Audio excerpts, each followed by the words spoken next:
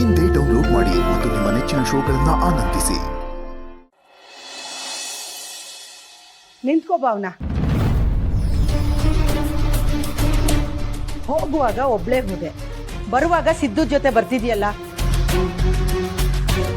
ಅವನು ನಿನ್ನನ್ನ ಮುಟ್ಟಬಾರ್ದು, ನೀನು ಮುಟ್ಟಿಸ್ಕೊಳ್ಬಾರ್ದು ಅಂತ ಹೇಳಿಲ್ವಾ? ಹೀಗೆಲ್ಲ ಮಾಡಿದ್ರೆ ವ್ರತ ಭಂಗ ಆಗಲ್ವಾ?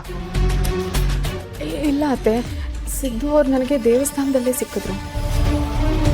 ಏನು, ಸಿದ್ದು ದೇವಸ್ಥಾನಕ್ಕೆ ಬಂದಿದ್ನಾ? ಅಷ್ಟೇ ಅಲ್ಲ ಅತ್ತೆ, ನಾನು ಈ ಕಡೆ ಅವ್ರಿಗೆ ಒಳ್ಳೇದಾಗಲಿ ಅಂತ ವ್ರತ ಮಾಡ್ತಿದ್ರೆ ಅವ್ರು ಆ ಕಡೆ ನನಗೋಸ್ಕರ ಉರುಳು ಸೇವೆ ಮಾಡ್ತಿದ್ರು. ಸಿದ್ದು, ನೀನು ಉರುಳು ಸೇವೆ ಮಾಡಿದ್ದೀಯಾ? ಅಯ್ಯೋ, ಅದಕ್ಕೆ ಯಾಕವ ಅಷ್ಟಾಶ್ಚರ್ಯ ಪಡ್ತಿದ್ಯಾ? ಇದರಲ್ಲೇನಿದ್ದು? ಸಿದ್ದು ಅವರೇ, ನೀವು ಉರುಳು ಸೇವೆ ಮಾಡ್ತಿರೋದನ್ನ ನೋಡಿದಾಗ ನನಗೆ ಎಷ್ಟು ಆಶ್ಚರ್ಯ ಆಯಿತೋ ಅತ್ತೆಗೂ ಅಷ್ಟೇ ಆಶ್ಚರ್ಯ ಆಗ್ತಿದೆ. ಅತ್ತೆ, ನಾನು ಮಾಡ್ತಿರೋ ವ್ರತ ಫಲಿಸ್ಲಿ ಅಂತ ಸಿದ್ದು ಅವರು ಪೂಜೆ ಮಾಡ್ತಿರೋದನ್ನ ನೋಡಿ ನನಗೆ ತುಂಬ ಖುಷಿನೂ ಆಯಿತು, ನೋವು ಆಯಿತು. ಸಿದ್ದು ಅವ್ರನ್ನ ಗಂಡನಾಗಿ ಪಡೆಯೋಕ್ಕೆ ನಾನು ತುಂಬ ಪುಣ್ಯ ಮಾಡಿದ್ದೀನಿ ಅತ್ತೆ. ಜೀವನ ಪೂರ್ತಿ ಇವ್ರ ಜೊತೆ ಇರೋದಕ್ಕೆ ಅದೃಷ್ಟ ಮಾಡಿದ್ದೀನಿ. ಜೀವನ ಪೂರ್ತಿ ಜೊತೆ ಇರ್ತೀನಿ ಅಂತ ಅನ್ಕೊಂಡಿದ್ಯಾ? ಆ ಅದೃಷ್ಟ ದುರಾದೃಷ್ಟ ಆಗಕ್ಕೆ ಜಾಸ್ತಿ ಟೈಮ್ ಬೇಕಾಗಿಲ್ಲ. ಸಿದ್ದು, ಅವಳು ವ್ರತ ಮಾಡಬೇಕು ಅಂತ ಶಾಸ್ತ್ರಿಗಳು ಜಾತಕ ನೋಡಿ ಹೇಳಿರೋದು. ನಿಂಗೆ ಯಾರೋ ಹೇಳಿದ್ರು, ನೀನ್ ಯಾಕೋ ವ್ರತ ಮಾಡ್ತಿದ್ಯಾ?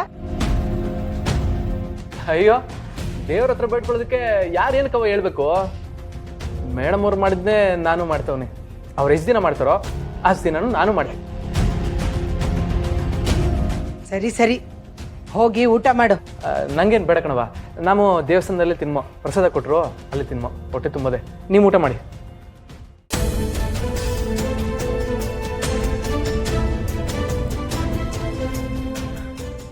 ಭಾವನಾ, ಸಿದ್ಧನ ಪಡೆಯೋದಕ್ಕೆ ನೀವು ಅದೃಷ್ಟ ಮಾಡಿರ್ಬೇಕು. ನಿಮ್ಮಿಬ್ಬರು ಜೋಡಿ ಯಾವಾಗಲೂ ಹೀಗೆ ಇರಲಿ. ಸಿದ್ದು ಅವ್ರ ಮನ್ಸಿಗೆ ಖುಷಿ ಕೊಡೋಂಥ ಪೂಜೆಗಳೆಲ್ಲ ಮಾಡ್ತಿರ್ಲಿ, ಆದರೆ ಅವ್ರಿಗೆ ಒಳ್ಳೇದಾಗಬೇಕು, ನಿಮ್ಮಿಬ್ಬರ ದಾಂಪತ್ಯ ಜೀವನ ಮುಂದಕ್ಕೂ ಚೆನ್ನಾಗಿರ್ಬೇಕು ಅಂತ ಅಂದರೆ ನೀವು ಮಾತ್ರ ವ್ರತನ ಬಿಡಕ್ಕೆ ಹೋಗ್ಬಿಡಿ. ಖಂಡಿತ ಮಾಡ್ತೀನಿ. ಏನೇನಿಲ್ಲೋ, ನಾವು ಏನೋ ಅನ್ಕೊಂಡು ಏನೋ ಮಾಡಕ್ ಹೋದ್ರೆ ಅದು ಯಾವುದೋ ದಾರಿಯಲ್ಲಿ ಹೋಗ್ತಿದೆಯಲ್ಲೇ. ಇವ್ರಿಬ್ಬರನ್ನ ಬೇರೆ ಮಾಡಕ್ ಹೋದ್ರೆ ಇವ್ರು ಇನ್ನೂ ಹತ್ರ ಆಗ್ತಿದ್ದಾರೆ. ಛೇ, ನನಗೂ ಅದೇ ಅನಿಸ್ತಾ ಇದೆ ಅತ್ತೆ. ಅವಳು ಮಡಿ ಅಂದರೆ ಇವನು ಮಡಿ ಅಂತಾನೆ, ಅವಳು ಪಥ್ಯ ಅಂದರೆ ಇವನು ಪಥ್ಯ ಅಂತಾನೆ. ಒಂದು ಅರ್ಥ ಆಗ್ತಿಲ್ಲ ನನಗೆ. ಇವ್ ನನ್ನ ಮಗ ಸಿದ್ದುನೇನಾ ಅಂತ ಅನ್ನಿಸ್ತಿದೆ ನನಗೆ. ಛೇ, ಎಲ್ಲ ಅವಳಿಂದಲೇ ಆಗ್ತಿರೋದು. ನಾವು ಹೀಗೆ ಮಾಡಿದ್ದೇ ತಪ್ಪು ಅನ್ನಿಸ್ತಿದೆ. ಇದನ್ನ ಇಲ್ಲಿಗೆ ನಿಲ್ಲಿಸ್ಬಿಡೋಣವಾ?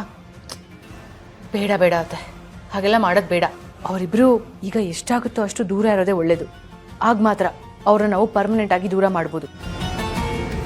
ಈಗ ಹತ್ರ ಆಗೋದಿಕ್ಕೆ ಬಿಟ್ಬಿಟ್ರೆ ಮತ್ತೆ ದೂರ ಮಾಡೋಕ್ಕೆ ಆಗೋದೇ ಇಲ್ಲ. ಇರಲಿ ಅತ್ತೆ, ಇನ್ನೂ ಸ್ವಲ್ಪ ದಿವಸ ಕಾದು ನೋಡೋಣ. ಲಕ್ಷ್ಮೀ ನಿವಾಸ